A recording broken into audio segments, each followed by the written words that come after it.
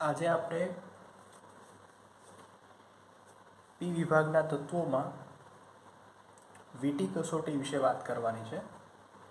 ઘણીવાર પૂછાઈ જાય છે એમસીક્યુમાં, બરાબર, અને થિયરીમાં પણ. તો જોઈએ શું હોય છે વીટી કસોટી. તો એને કહેવાય છે કથ્થઈ વલય કસોટી અથવા તો વીટી કસોટી.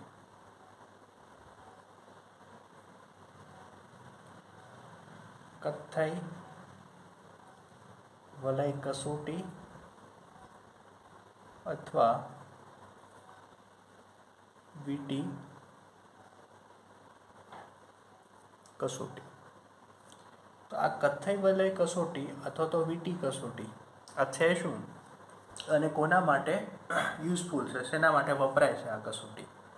તો કે NO3- એટલે કે નાઇટ્રેટ આયનની પરખ માટે આનો જો ઉપયોગ છે શું છે તો કે NO3- એટલે કે નાઇટ્રેટ આયનની પરખ માટે.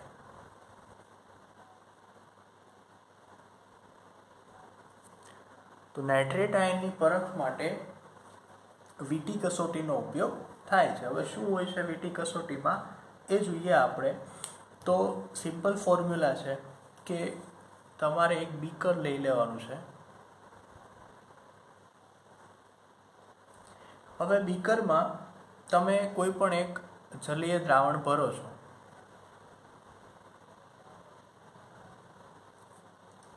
બરાબર. તમે આ જે જલીય દ્રાવણ ભરેલું છે એમાં આપણે જે આયનની પરખ કરવાની છે તે છે NO3- આયન. તો આપણે જે અહીંયા દ્રાવણ લીધું એ શું છે તો કે NO3- આયન ધરાવતું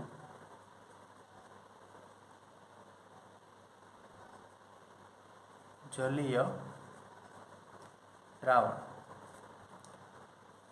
પ્લસ એમાં તમારે શું ઉમેરવાનું છે તો કે તાજું બનાવેલું FeSO4 નું દ્રાવણ, બરાબર. તો આ બે વસ્તુ તમારે કરવાની છે. તમારે જેની ટેસ્ટ કરવી છે અથવા તો કોઈ પણ કમ્પાઉન્ડ તમને આપી દીધું છે એમાં NO3- છે કે નહીં એ જાણવું હોય તો શું કરવાનું તો કે તમારે જેની ટેસ્ટ કરવી છે એનું જલીય દ્રાવણ પ્લસ એમાં તાજું બનાવેલા FeSO4 નું દ્રાવણ તમારે ઉમેરી દેવાનું. હવે શું કરવાનું છે તો કે સાંદ્ર H2SO4 આમાં ઉમેરવાનું છે. પણ કેવી રીતે? તો કે આ જે બીકર હોય કે ટેસ્ટ ટ્યુબ હોય એની આ જે દિવાલ હોય છે એને અડીને, બરાબર, દિવાલને ટચ થાય એ રીતે એમાં શું ઉમેરવાનું છે તમારે? સાંદ્ર H2SO4. સાંદ્ર H2SO4 ઉમેરતા, બરાબર. તો જ્યારે તમે આ વસ્તુ કરો છો, બરાબર, એટલે કે તમે આટલું પ્રોસેસ કરો છો કે તમે જે કમ્પાઉન્ડની ટેસ્ટ કરવાની છે અંદર લીધું છે બીકરમાં, એમાં તમે FeSO4 નું દ્રાવણ નાખ્યું અને એમાં તમે હવે સાંદ્ર H2SO4 દિવાલને અટકીને અથવા તો જે આ ગ્લાસની જે વોલ હોય છે તેને અટકીને તમે ધીમે ધીમે H2SO4 ઉમેરો છો. તો જો અહીંયા NO3- આયન હશે ને આ દ્રાવણમાં તો અહીંયા એક વીટી બનશે, એક રિંગ જેવી રચના બનશે આવી. એ તમને ત્યાં દેખાશે. જેવું અહીંયા ટચ થશે ને દ્રાવણને, બંને ભેગા થશે ને H2SO4 ને આ દ્રાવણ, તરત ત્યાં કથ્થઈ રંગની એક રિંગ બની જશે. જો આ રિંગ બને તો એનો મતલબ એવું હોય કે તમે જે દ્રાવણ લીધું એમાં NO3- હાજર છે. જો આ રિંગ ના બને, બરાબર, H2SO4 ઉમેરો અને કશું થાય નહીં અહીંયા, બરાબર, તમને દેખાય નહીં રિંગ બનતી, તો એનો મતલબ એવો થાય કે તમે જે જલીય દ્રાવણ લીધું એમાં NO3- હાજર નથી, બરાબર. તો આ એનો ઉપયોગ છે કે નાઇટ્રેટ આયન છે કે નહીં તેની પરખ માટે વીટી કસોટીનો ઉપયોગ થાય છે, બરાબર. તો અહીંયા જ્યારે બંને સંકીર્ણો આ ભેગા થશે બંને, બરાબર, ત્યારે તે વીટી જેવી એક રચના જો દેખાય તો આ તમને કહી શકો એવું, બરાબર. તો શું હોય છે એમાં, તો કે નાઇટ્રેટ આયન માટેની પ્રચલિત છે આ કથ્થઈ વલય કસોટી, બરાબર. એ શું કરે છે, તો કે નાઇટ્રેટ છે એનું નાઇટ્રિક ઓક્સાઇડમાં રિડક્શન થાય છે, બરાબર. આખી જે પ્રોસેસની કેમિકલ ફોર્મ્યુલા છે, રિએક્શન, એ કંઈક આવી રીતની હોય છે. આપણે લખીએ કે NO3- જો આ દ્રાવણમાં હાજર હોય તો, બરાબર. જો કથ્થઈ રંગ દર્શાવે એનો મતલબ કે આ દ્રાવણમાં NO3- હાજર છે. તો NO3- શું કરશે, અહીંયા તમે જે FeSO4 ઉમેર્યું ને એમાંથી Fe2+, કારણ કે Fe અહીંયા શેમાં છે, SO4-, તો Fe+2માં હશે એ, અને આનો H+, H2SO4માં શું હશે, H+. આ ત્રણેય ભેગા થઈ અને શું બનાવશે, તો કે એક NO બનાવશે. એક તો શું બનાવશે, NO, નાઇટ્રોજન મોનોક્સાઇડ. બીજું બનાવશે આ Fe+2 છે એની બદલે એ શેમાં કન્વર્ટ થશે, Fe+3માં, અને પાણીનો અણુ છૂટો પડશે, બરાબર. તો અહીંયા જુઓ તમે કે Fe+2માં હતું, એમાંથી +3માં ગયું, આનું ઓક્સિડેશન થઈ ગયું, બરાબર. Feનું શું થાય છે, ત્યાં ઓક્સિડેશન થાય છે, બરાબર. તો આ રીતની એક રચના ત્યાં તમને જોવા મળે છે, બરાબર. હવે આ જે Fe અને H2O છે તે ભેગા થઈ અને એક સંકીર્ણ બનાવે છે. આ પહેલું સ્ટેપ છે. બીજું સ્ટેપ કે અહીંયા જે Fe બને છે, બરાબર, અને Fe ઓલરેડી FeSO4માં ત્યાં હશે જ, તેને પાણી તો એમાં છે જ, તે જલીય દ્રાવણ છે એટલે. તો બીજા સ્ટેપમાં શું થશે, તો કે આ જે Fe બન્યું એ એક સંકીર્ણ બનાવશે. આપણે 9મું ચેપ્ટર જે જોયું તે રીતે FeH2O6 2+, બરાબર. આવું એક સંકીર્ણ આ બંને ભેગા થઈને બનાવશે. હવે અહીંયા ઓલરેડી NO તો બનેલું જ છે, તો આ બંને ભેગા થઈને આવું સંકીર્ણ બનાવશે. સંકીર્ણ આ NO સાથે પ્રક્રિયા કરશે અને શું બનાવશે,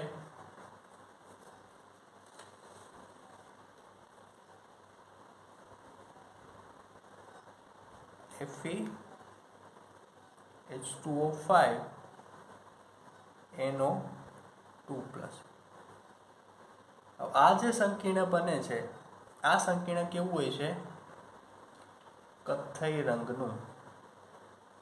તો અહીંયા જે આપણને રંગ દેખાય છે એ કોનો હોય છે, તો કે આ સંકીર્ણનો જ હોય છે. તો આટલી બધી પ્રોસેસ 1 સેકન્ડમાં થઈ જાય છે, બરાબર. જેવું તમે આ બંને H2SO4 અને આ અંદર જે દ્રાવણ છે બીકરનું, એ જેવા સંપર્કમાં આવે તો તરત ત્યાં કથ્થઈ રંગ જોવા મળે. કથ્થઈ રંગ ક્યારે જોવા મળશે, તો કે જો તમે જે અનનોન પદાર્થ છે તમારો એમાં NO3 હોય તો, કારણ કે આ કસોટી જ એની છે કે જો અહીંયા NO3- હશે તો જે Fe સાથે અને H+ સાથે પ્રક્રિયા કરી અને આગળ NO અને Fe3+ ને H2O બનાવશે. આ બંને ભેગા થઈને એક આવું સંકીર્ણ બનાવશે. એ અંદર રહેલા નાઇટ્રોજન મોનોક્સાઇડ સાથે પ્રક્રિયા કરીને એક આવું સંકીર્ણ બનાવશે, જે કેવું હોય છે, કથ્થઈ રંગનું સંકીર્ણ હોય છે, બરાબર. હવે તમે એનું નામ જુઓ તો આપણે જે 9મું ચેપ્ટર છે એના લીધે એના ઉપરથી તમારું નામ કરી શકો, બરાબર. પેન્ટા એક્વા, બરાબર, નામ તમે કરી શકો આનું, પેન્ટા એક્વા, બરાબર. H2O5 છે એટલે કેવું થશે, પેન્ટા એક્વા. નાઇટ્રોસોનિયમ, બરાબર, NO છે એને શું કહીશું આપણે, નાઇટ્રોસોનિયમ. Fe ની વાત કરવામાં આવે, Fe અહીંયા +2માં હશે તો આયન +2, બરાબર. આ રીતે તમે આનું નામકરણ કરી શકો. આખું શું હશે, આયન હશે. તો આના લીધે થઈને તેનો કથ્થઈ રંગ આવે છે. તો MCQમાં તમને કઈ રીતના પૂછાય, તો કે એક તો સીધો પ્રશ્ન એવો પૂછે કે વીટી કસોટી સમજાવો, તો તમારે રીતે પ્રક્રિયા લખવાની બંને અને આવી રીતે તમે એને સમજાવી શકો. બીજું MCQમાં એવો પ્રશ્ન પૂછે કે વીટી કસોટી અથવા તો કથ્થઈ રંગ જે કથ્થઈ વલય કસોટી છે એ કયા આયનની પરખ માટે વપરાય છે, તો કે NO3- એટલે કે નાઇટ્રેટ આયનની પરખ માટે. ત્રીજો પ્રશ્ન એવો પૂછાય કે વીટી કસોટીમાં જે કથ્થઈ રંગ જોવા મળે છે એના માટે જવાબદાર સંયોજન નીચેનામાંથી કોણ છે, અથવા તો એક કોનો રંગ હોય છે કથ્થઈ રંગ, તો એ કોનો હોય છે, FeH2O5 NO, બરાબર. તો આ કથ્થઈ રંગ હોય છે આનો. તો ઘણીવાર આ સ્વરૂપ ન આપે, તમને નામ આપે, તો નામ પણ ખબર હોવી જોઈએ આપણને, પેન્ટા એક્વા નાઇટ્રોસોનિયમ આયન +2. તો આવી રીતે ફેરવીનો પ્રશ્ન તમને પૂછી શકે, પણ વીટી કસોટી મોસ્ટ આઈએમપી છે, બરાબર, ખાસ કરી લેજો આ.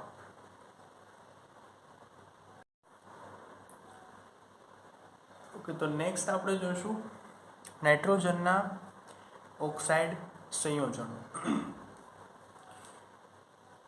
તો તમને પ્રશ્ન ડાયરેક્ટ એ રીતે પૂછે કે નાઇટ્રોજનના ઓક્સાઇડ વિશે ટૂંક નોંધ લખો, અથવા તો નાઇટ્રોજનના ઓક્સાઇડમાં તમને નામ આપી દે તો તમને એનું આણ્વીય સૂત્ર પૂછે, અથવા તો આણ્વીય સૂત્ર આપી દે તો નામ પૂછે, બરાબર, તેની ઓક્સિડેશન અવસ્થા પૂછે.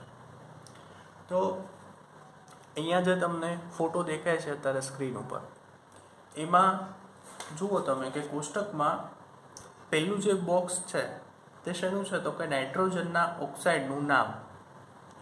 ફોર એક્ઝામ્પલ પહેલાનું છે ડાયનાઇટ્રોજન ઓક્સાઇડ, બરાબર, અથવા તો એને નાઇટ્રોજન +1 અને ઓક્સાઇડ એવું પણ કહી શકો તમે, કારણ કે તેમાં ઓક્સિડેશન આંક નાઇટ્રોજનનો 1 હોય છે +1. ત્યારબાદ નાઇટ્રોજન મોનોક્સાઇડ, એમાં ઓક્સિડેશન આંક +2 હોય છે, બરાબર. ત્યારબાદ અલગ અલગ તમને સંયોજનો આપેલા છે તમને, કે N2O3, NO2, N2O4, N2O5. તો અહીંયાથી તમારે ખાસ જે કરવાના છે એ છે તેના આણ્વીય સૂત્ર, ઓક્સાઇડનું નામ, ઓક્સિડેશન આંક નાઇટ્રોજન.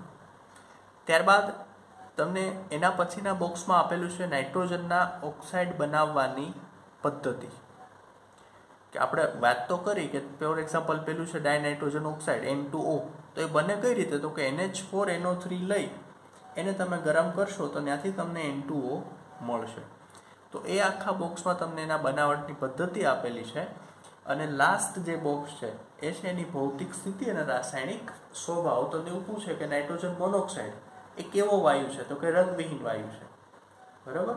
N2O3 ડાયનાઇટ્રોજન ટ્રાયોક્સાઇડ એ કેવો વાયુ છે, તો કે વાદળી રંગનો, બરાબર, અને ઘન છે, એસિડિક સ્વભાવ છે તેનો. તો આવી રીતે તમને પછી NO2 નું પૂછે તો તે બદામી રંગનો વાયુ છે. આ MCQમાં ખાસ પૂછાય છે આવું, બરાબર. સ્ક્રીન ઉપર તમને અત્યારે ફોટો દેખાય છે, તો તમે ટેક્સ્ટબુકમાં પણ આપેલ હશે કે સૂત્ર, આણ્વીય સૂત્ર આપેલું છે, તો નામ આપેલું, પૂછે શું તમને કે નીચેનામાંથી કોણ બદામી રંગનો વાયુ છે, બરાબર, નીચેનામાંથી કોણ બદામી રંગનો વાયુ છે, તો એમાં આન્સર શું આવે, NO2. તો આવી રીતે પ્રશ્ન આમાંથી MCQ નીકળે છે ખાસ, બરાબર. ફિક્સ માહિતી છે, આમાં કોઈ ટ્વિસ્ટ નથી થાય, એવું ચોક્કસ માહિતી છે કે આ વસ્તુ છે જ તે, કે NO2 છે તે બદામી રંગનો છે, તેમાં હું ને તમે કાંઈ ના કરી શકીએ, બદામી રંગનો જ છે, બરાબર. તો આ ઓક્સાઇડ વિશે એક થોડીક નજર નાખી લેજો ત્યાં, બરાબર, કે એમાંથી આવી રીતે પ્રશ્નો પૂછાય છે. નેક્સ્ટ આગળ જોઈએ કે હવે બીજા કેવા પ્રશ્નો પૂછાઈ શકે એના નાઇટ્રોજનના ઓક્સાઇડ ઉપરથી. તો પ્રશ્ન એવો છે કે N2O3 અને N2O5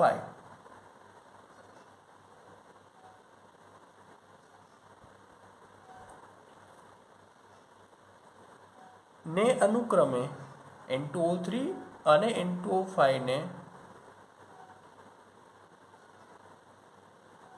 અનુક્રમે HNO2 અને HNO3 ના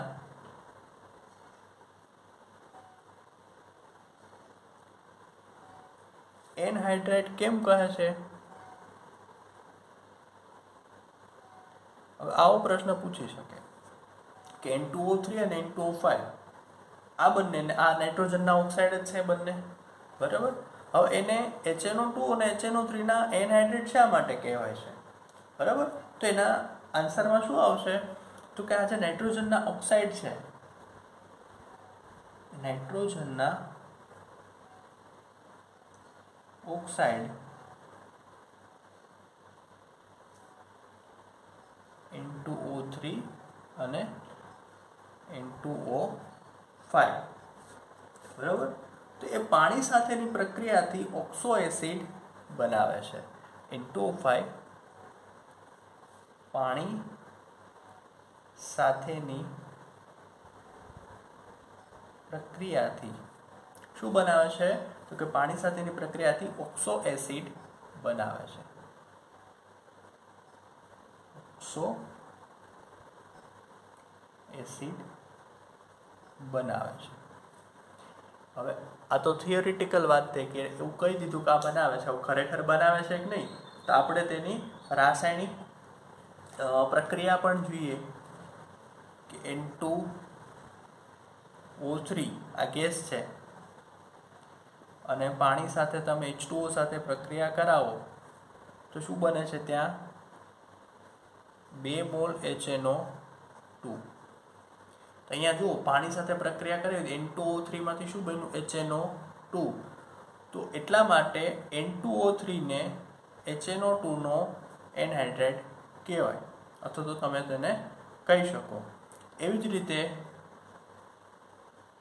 N2O5 ગેસિયસ ફોર્મમાં છે અને પાણી સાથે પ્રક્રિયા કરે છે, બરાબર? તો એ શું બનાવશે ત્યાંથી? તો કે 2 મોલ HNO3. તો N2O5 ને HNO3 નો એનહાઇડ્રેટ કહી શકો તમે, કારણ કે એમાંથી પાણી સાથે પ્રક્રિયા કરો તો તમને એ મળે છે સામે, બરાબર? તો અહીંયાથી તમે આ વાક્ય પણ લખી શકો. તમારે જો સ્ટેટમેન્ટ આપવું હોય તો N2O3 એ HNO2 એટલે કે નાઇટ્રસ એસિડ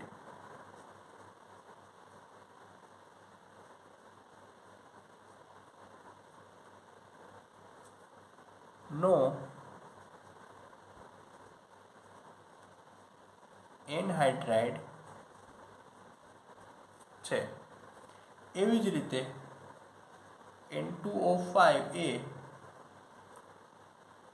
HNO3 એટલે કે નાઇટ્રિક એસિડ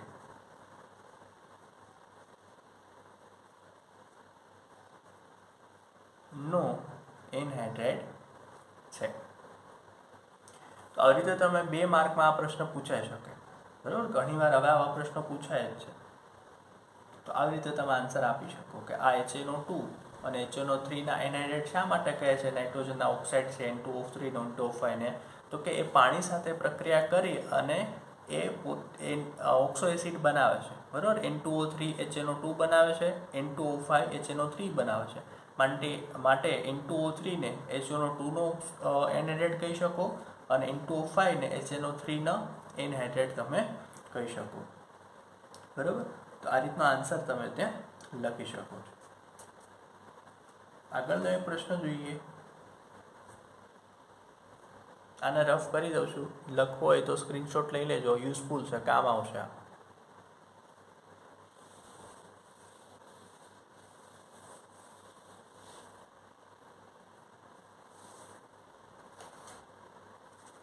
પ્રશ્નો એવો છે, લખાણ સંબંધિત પ્રશ્ન આપેલો છે તમને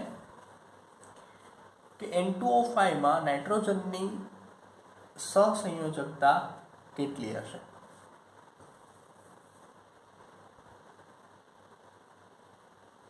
N2O5 માં નાઇટ્રોજનની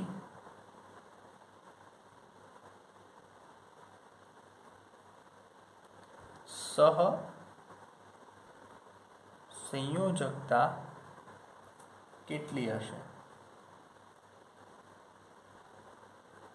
લખાણ સંબંધિત પ્રશ્ન છે, તમારા ટેક્સ્ટબુકમાં આપેલો હશે.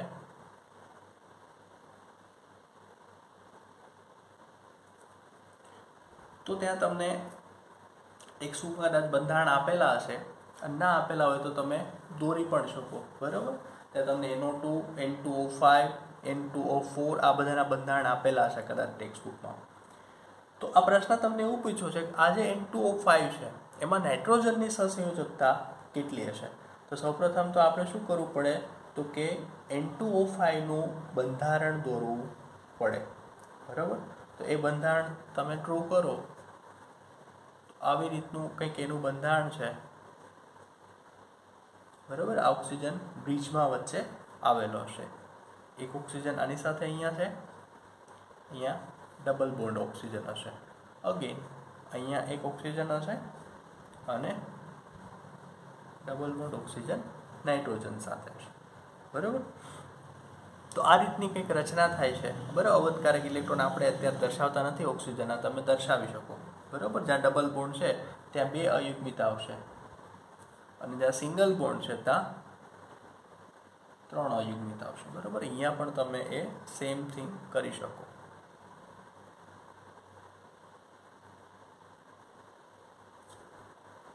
અને વચ્ચેનો ઓક્સિજન છે ત્યાં 2 આવશે. આ ટપકા આપણને મજા આવે એટલે નથી કરતા, એ શું છે? અયુગ્મિત ઇલેક્ટ્રોન છે, બરાબર. ઓક્સિજનમાં આપણને ખબર છે કે બાહ્યતમ કક્ષામાં ઇલેક્ટ્રોન પડ્યા રહે બંધ બનાવ્યા વગરના, એને તમે આવી રીતે ટપકાથી ડ્રો કરી શકો. પ્રશ્ન છે હવે આપણો N2O5 માં નાઇટ્રોજનની સહસંયોજકતા કેટલી હશે? તો સહસંયોજકતા એટલે શું કહીએ છીએ આપણે? તેના બંધ ક્ષમતા, બરાબર. સહસંયોજકતા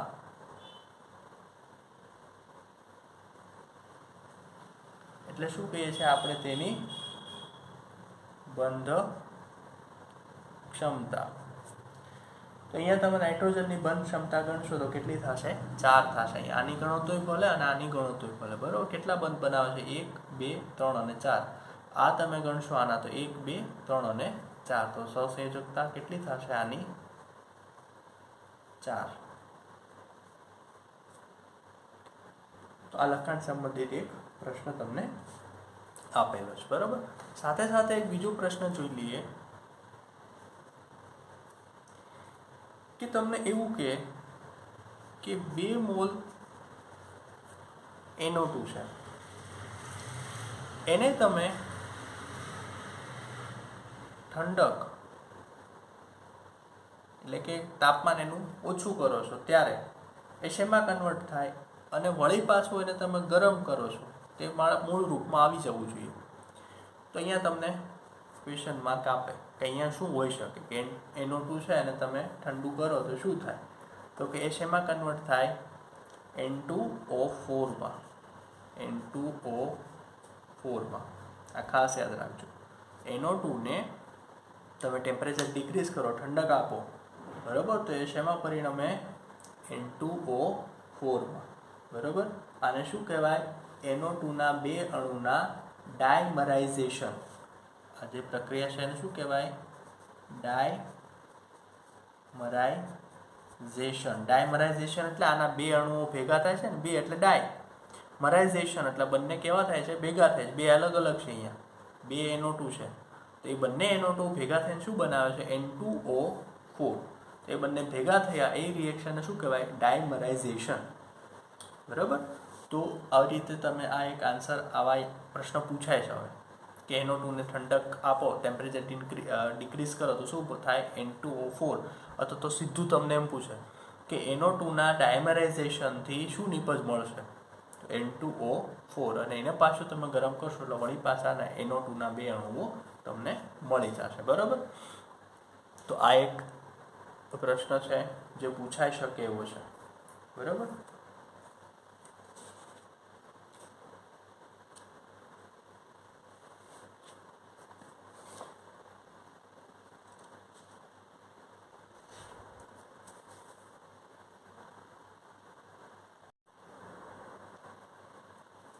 તો આગળ આપણે હવે જોવાનું છે ફોસ્ફરસ. તો ફોસ્ફરસમાં સૌથી પહેલો પોઈન્ટ આવશે ફોસ્ફરસના અપર રૂપો. આપણે આગળ વાત કરી હતી તેમ ફોસ્ફરસ 3 અપર રૂપો ધરાવે છે. સફેદ, એને પીળો ફોસ્ફરસ પણ કહેવાય છે. બીજો છે લાલ એટલે કે રાતો ફોસ્ફરસ, અને ત્રીજો છે કાળો ફોસ્ફરસ. તો ત્રણેયને આપણે એક એક કરીને જોઈશું. તો આમાં આપણે એના જે ફેક્ટ છે એ જોવાના છે. તો પહેલું જોવાનું છે સફેદ એટલે કે પીળો ફોસ્ફરસ. તે કેવો હોય છે? તો કે ઝેરી હોય છે. આ ખાસ યાદ રાખજો. સફેદ ફોસ્ફરસ જે હોય પીળા જેવો, એ કેવો હોય છે? ઝેરી હોય છે. ત્યારબાદ એનું સ્વરૂપ કેવું હોય? તો કે સફેદ મીણ જેવો ઘન પદાર્થ છે, બરાબર. મીણ જેવો કેવો હોય? ઘન પદાર્થ હોય આ સફેદ ફોસ્ફરસ. ત્યારબાદ પાણીમાં કેવો હોય છે? અદ્રાવ્ય હોય છે. પાણીમાં તે દ્રાવ્ય થતો નથી. એટલે આપણે આગળ જોઈશું કે તેનો સંગ્રહ પણ પાણીમાં જ કરવામાં આવે છે. તો પાણીમાં અદ્રાવ્ય થાય તો દ્રાવ્ય શેમાં થાય? તો કે CS2 માં CS2 એટલે તો કે કાર્બન ડાયસલ્ફાઇડ, બરાબર. આ જે કાર્બન ડાયસલ્ફાઇડ છે તેમાં તે દ્રાવ્ય થઈ જાય છે, પરંતુ પાણીમાં કેવો રહે છે? અદ્રાવ્ય રહે છે. બીજો એનો ગુણધર્મ તો કે તે અંધારામાં ચળકે છે, બરાબર. ગ્લો થાય છે, દીપ્ત થાય છે. ઘણીવાર આવા શબ્દો વાપરે, દીપ્ત થાય છે કે ગ્લો થાય છે કે ચમકે છે, બરાબર. આપણે સિમ્પલી યાદ રાખવાનું કે અંધારામાં તે ચળકે છે. તેનું ગલન બિંદુ છે 317 કેલ્વિન. ત્યારબાદ એનો અલગ એક ગુણધર્મ તો કે તે અતિ ક્રિયાશીલ છે, બરાબર. બહુ જ વધારે ક્રિયાશીલ છે. એટલો બધો ક્રિયાશીલ છે કે ખાલી તમે એને હવાના સંપર્કમાં લાવો ને તરત એ સળગી ઉઠશે. એટલે હવામાં તે સળગી ઉઠે છે, બરાબર. હવાના સંપર્કમાં આવે તરત શું થાય? સળગી ઉઠે છે. તો હવે એનો સંગ્રહ ક્યાં કરવો? તો કે પાણીમાં તેનો સંગ્રહ કરવામાં આવે છે, કારણ કે આપણે જોયું કે પાણીમાં દ્રેક કેવો છે? અદ્રાવ્ય છે. તો હવામાં સળગી ઉઠે છે તો તમારે એનો સંગ્રહ ફરજિયાત શેમાં કરવો પડે? પાણીમાં. તો તેનો સંગ્રહ પાણીમાં કરવામાં આવે છે. ત્યારબાદ તો કે તેની આ વધુ ક્રિયાશીલતા છે, આટલો બધો ક્રિયાશીલ છે કે તે હવાની હાજરીમાં સળગી ઉઠે. તો આટલો બધો ક્રિયાશીલ હોવાનું કારણ શું? તો કે તેનું અસાધારણ બંધારણ, બરાબર. આટલી બધી ક્રિયાશીલતા પાછળનું કારણ શું છે? તો કે તેનું અસાધારણ બંધારણ. હવે તે અસાધારણ બંધારણ અહીંયા તમને દર્શાવેલું છે. અહીંયા જુઓ 4P છે, P4, બરાબર. ફોસ્ફરસની આપણે વાત કરી કે એનું સ્વરૂપ કેવું હોય? P4 સ્વરૂપમાં તે અસ્તિત્વ ધરાવે. તો એ અહીંયા સફેદ ફોસ્ફરસમાં એ P4 આવી રીતે એકબીજા સાથે જોડાયેલા હોય છે, બરાબર. આ જે બંધ કોણ હોય છે કેવો છે? 60 ડિગ્રીનો હોય છે. અને આ ફોસ્ફરસ અને ફોસ્ફર એટલે કે PP બંધ બધા કેવા છે? વળેલા છે. સેજ કેવા છે? ત્રાસા એટલે કે વળેલા છે. બંધ કોણ છે એનો 60 ડિગ્રી. તો આવું એનું એક બંધારણ છે, અસાધારણ બંધારણ. તેના લીધે તે આટલો બધો ક્રિયાશીલ છે, બરાબર. ચતુષ્ફલકીય બંધારણ તેનું હોય છે. આ જે બંધારણ છે એને શું કહેવાય છે? ચતુષ્ફલકીય. અહીંયા લખીએ આપણે ચતુષ્ફલકીય. તો ચતુષ્ફલકીય બંધારણ ધરાવે છે સફેદ ફોસ્ફરસ. બંધકોણ તેનો 60 હોય છે અને PP વચ્ચેનો બંધ છે તે સહેજ વળેલો હોય છે. ત્યારબાદ જો તમે તેને નિષ્ક્રિય વાતાવરણમાં ઉકાળો એટલે કે એને હીટ આપો છો તો તે NaOH સાથે જો પ્રક્રિયા કરવામાં આવે તો NaOH સાથેની રેડોક્સ પ્રક્રિયાથી તે ફોસ્ફીન બનાવે છે. ફોસ્ફીન એટલે PH3. આના વિશે આપણે આગળ આખું ભણવાનું આવશે. તો અહીંયા સફેદ ફોસ્ફરસને નિષ્ક્રિય વાતાવરણમાં NaOH સાથે પ્રક્રિયા કરાવતા તે ફોસ્ફીનનું નિર્માણ કરે છે. પણ શરત એટલી કે વાતાવરણ નિષ્ક્રિય હોવું જોઈએ, બરાબર. કાર્બન ડાયોક્સાઇડના નિષ્ક્રિય વાતાવરણમાં આ તમે કરી શકો, કારણ કે એટલો બધો સક્રિય છે. જો હવાની હાજરી હશે તો સળગી જશે, બ્લાસ્ટ થઈ જશે, બરાબર. તો નિષ્ક્રિય વાતાવરણમાં ઉકાળતા NaOH સાથે તે રેડોક્સ પ્રક્રિયા કરે છે અને શું બનાવે છે? ફોસ્ફીન PH3, બરાબર. ફોસ્ફરસના હાઇડ્રેટ આપણે આગળ જોયા હતા શરૂઆતમાં, ત્યાં આવ્યું હતું. તો આ એક ફોસ્ફીન છે તે બનાવે છે. રાસાયણિક પ્રક્રિયા છે P4 NaOH અને H2O ની હાજરી. આ બંને પ્રક્રિયા કરીને શું બનાવશે? PH3 એટલે ફોસ્ફીન, અને બીજું બનાવશે NaH2PO2. નામ જોજો ખાસ તેનું, સોડિયમ હાઇપોફોસ્ફાઇટ, બરાબર. સોડિયમ હાઇપોફોસ્ફાઇટ. સૂત્ર એનું NaH2PO2. તો આ એક રિએક્શન ત્યાં થાય છે, બરાબર. ત્યારબાદ તે હવામાં ઝડપથી સળગી ઉઠે છે. તો સળગી અને શું બનાવે? તો કે P4O10, બરાબર. આ એક રિએક્શન જોજો ખાસ કે તે હવામાં ઝડપથી સળગી ઉઠે છે. હવામાં ઝડપથી સળગી ઉઠે. તો સળગી ઉઠે ત્યારે તે શું? તો કે સફેદ ધુમાડા દેખાય તમને, ઘટ્ટ સફેદ ધુમાડા તરત તમે હવાની હાજરીમાં લાવો ને P4 એટલે કે આપણો જો સફેદ ફોસ્ફરસ હોય એને તમે જેવી હવાની હાજરીમાં લાવો એટલે ઓક્સિજન સાથે પ્રક્રિયા કરે, કારણ કે હવામાં શું હોય ઓક્સિજન, તો તરત તમને ત્યાં P4O10 બરાબર, P4O10 આના સફેદ ઘટ્ટ ધુમાડા જોવા તમને મળે, ઘાટા એકદમ સફેદ ધુવાડા તરત નીકળવા મળે જેવો હવાની હાજરીમાં લાવો ને તરત. તો આ વાત થઈ આપણે સફેદ ફોસ્ફરસની. આવી રીતે આપણે ત્રણે ત્રણ જોઈશું, રાતો અને બ્લેક આગળ તમારે આવશે.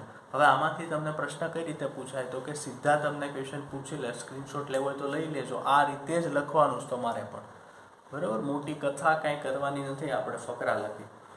તો ફોસ્ફરસના અપરૂપોમાં સફેદ ફોસ્ફરસ છે, તેનો તમને સ્વભાવ પૂછી શકે કે કેવો છે, તો કે ઝેરી છે, સફેદ મીણ જેવો ઘન પદાર્થ છે, શેમાં દ્રાવ્ય અને શેમાં અદ્રાવ્ય, તો કે પાણીમાં અદ્રાવ્ય અને CS2 દ્રાવ્ય.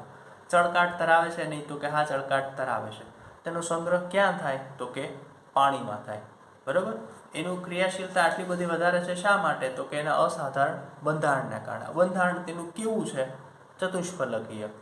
PP બંધ, તો કે વળેલો છે, આમાં બંધકોણ કેટલો હોય છે, તો કે 60 હોય છે. પછી તો કે નિષ્ક્રિય વાતાવરણમાં NaOH સાથેની પ્રક્રિયાથી શું બને છે, તો કે ફોસ્ફીન બને છે. આ એની રાસાયણિક પ્રક્રિયા છે. બીજી નિપજ કઈ બને છે, તો કે સોડિયમ હાઇપોફોસ્ફાઇડ. તેનું સૂત્ર શું છે, તો કે NaH2PO2. પછી હવામાં તેને રાખવામાં આવે તો તરત તે સળગી ઉઠે છે, તો સળગીને શું બને છે, બરાબર, તો એ પણ પ્રશ્ન પૂછી શકે. તો P4 અને O2 ઓક્સિજન હશે તે હવામાં હાજરીમાં રિએક્શન થાય એટલે, તો પ્રક્રિયાથી શું બને, P4O10, અને આના શું હોય છે, સફેદ ઘટ્ટ ધુમાડા, બરાબર. આ P4O10 નો સફેદ ઘટ્ટ ધુવાળો ત્યાં જોવા મળે છે, બરાબર. તો આ થઈ વાત સફેદ ફોસ્ફરસની, અને આવા પ્રશ્નો આવી શકે, બરાબર. આ ફોસ્ફરસના અપરૂપો પૂરા થાય, બરાબર, ફોસ્ફરસ ટૂંકમાં આપણું. તો ફોસ્ફરસ પૂરું થાય પછી આપણે આ P વિભાગની એક ટેસ્ટ હશે, બરાબર, એટલે અત્યારથી તૈયારી ચાલુ કરી દેજો. P વિભાગ જેટલું આપણે ફોસ્ફરસ પૂરું થાય ને ત્યારે હું ટેસ્ટ લઈશ, બરાબર, તો એના માટે રેડી રહેજો. તો આજે આટલું રાખીએ. નેક્સ્ટ હવે જોશું આના બીજા બે બધા અપરૂપો જે છે, રાતો ફોસ્ફરસ અને બ્લેક, બરાબર, એટલે કે કાળો ફોસ્ફરસ.